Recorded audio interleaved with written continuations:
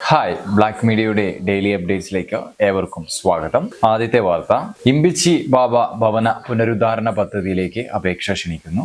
ഈ പദ്ധതിയിലേക്ക് അപേക്ഷ സമർപ്പിക്കുന്നതിലൂടെ നിങ്ങൾക്ക് 50,000 രൂപയാണ് ഭവന പുനരുദ്ധാരണ പദ്ധതികൾക്കായിട്ട് ലഭിക്കുന്നത്.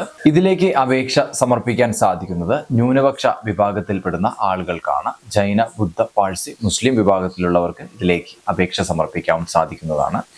ഇതിലേക്ക് അപേക്ഷ സമർപ്പിക്കുന്നതിന് അക്ഷയ കേന്ദ്രങ്ങൾ സന്ദർശിക്കുകയാണ് എന്നുണ്ടെങ്കിൽ നിങ്ങൾക്ക് അക്ഷയ കേന്ദ്രങ്ങളിൽ നിന്ന് അപേക്ഷാ ഫോം ലഭിക്കുന്നതാണ്. ഈ ഫോം പൂർത്തിയാക്കിക്കൊണ്ട് നിങ്ങൾ ജില്ലാ കളക്ടർ ഓഫീസിന് സമീപമായി വർക്ക് ചെയ്യുന്ന ന്യൂനപക്ഷ ഓഫീസ് സന്ദർശിച്ചുകൊണ്ട് നിങ്ങൾക്ക് അപേക്ഷ സമർപ്പിക്കാവുന്നതാണ്. 50,000 രൂപ അനുവദിക്കുന്ന മുറയ്ക്ക് നിങ്ങൾക്ക് ഭവന അറ്റകുറ്റ പണികൾ പൂർത്തിയാക്കുന്നതിനും ജനൽപ്പാളികൾ വെക്കുന്നതിനും അതുപോലെ വീട് പെയിന്റ് ചെയ്യുന്നത് പോലുള്ള സാധാരണ പണികൾ ചെയ്യുന്നതിന് വേണ്ടി നിങ്ങൾക്ക് ഉപയോഗിക്കാവുന്നതാണ്. അടുത്ത വാർത്ത, സഹായഹസ്തം പദ്ധതിയിലേക്ക് അപേക്ഷ ക്ഷണിക്കുന്നുണ്ട്. ഇതിലൂടെ സ്ത്രീകൾക്ക് 30,000 രൂപയാണ് ധനസഹായം ലഭിക്കുക.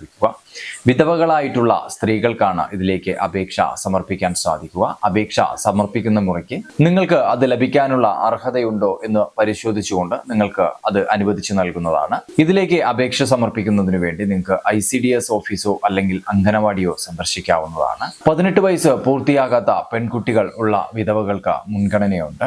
അതുകൊണ്ട് മുൻഗണനാ വിഭാഗം നിങ്ങൾക്കുണ്ട് എന്നുണ്ടെങ്കിൽ നിങ്ങൾ അപേക്ഷ സമർപ്പിക്കാവുന്നതാണ്. അടുത്ത വാർത്ത, PM കിസാൻ വിതരണത്തിനായി തയ്യാറെടുക്കുകയാണ്. 20ാമത്തെ ഗഡു വിതരണത്തിനായിട്ടുള്ള തീയതിയാണ് ഇനിയും പ്രഖ്യാപിക്കാതെ മുന്നോട്ട് പോയിക്കൊണ്ടിരിക്കുന്നത്.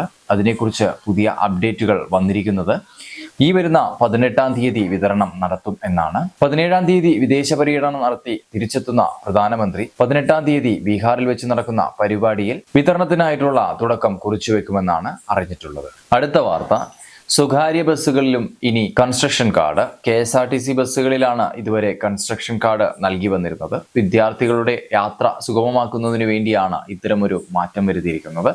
ഇനി നിങ്ങൾക്ക് എന്നാണ് സ്വകാര്യ ബസ്സുകളിൽ കൺസ്ട്രക്ഷൻ കാർഡിന് വേണ്ടി അപേക്ഷ സമർപ്പിക്കുന്നതെന്നും അതുപോലെ എങ്ങനെയാണ് അപേക്ഷ സമർപ്പിക്കേണ്ടത് എന്നുള്ള ഡീറ്റെയിൽസുമാണ് വരാനുള്ളത്. അത് വരുന്ന മുറയ്ക്ക് ചാനലിലൂടെ അറിയിക്കുന്നതായിരിക്കും. അടുത്ത വാർത്ത, ഇന്നത്തെ സ്വർണ്ണവില 22 ക്യാരറ്റിന് 9,020 രൂപയാണ് രേഖപ്പെടുത്തിയിരിക്കുന്നത്. 20 രൂപയുടെ വർധനവ് രേഖപ്പെടുത്തിയിട്ടുണ്ട്. 1 പവൻ സ്വർണത്തിന് 72,160 രൂപയാണ് രേഖപ്പെടുത്തിയിരിക്കുന്നത്. 160 രൂപയുടെ വർധനവാണ് രേഖപ്പെടുത്തിയിരിക്കുന്നത്.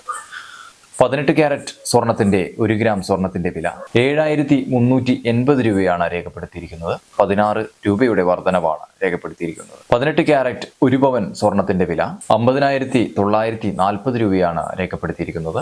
128 രൂപയുടെ വർധനവാണ് രേഖപ്പെടുത്തിയിരിക്കുന്നത്. ഇന്നത്തെ വാർത്തകൾ അവസാനിക്കുന്നു. നാളെ പുതിയ അറിവുകളുമായി വീണ്ടും കാണാം. ചാനൽ സബ്സ്ക്രൈബ് ചെയ്യാനും വീഡിയോ ഷെയർ ചെയ്യാനും മറക്കാതിരിക്കുക. താങ്ക്